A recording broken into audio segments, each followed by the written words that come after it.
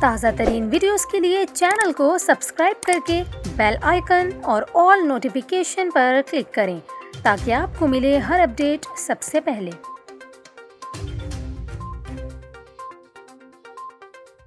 اور ابھی آپ کو بتائیں، خیبر پختونخوا کے مختلف علاقوں میں زلزلے کے جھٹکے محسوس کیے گئے۔ زلزلے کے باعث لوگوں میں شدید خوف و ہراس پھیل گیا۔ خیبر پختونخوا کے مالاکنڈ ڈویژن اور اس سے ملحقہ علاقوں میں زلزلے کے جھٹکے محسوس کیے گئے۔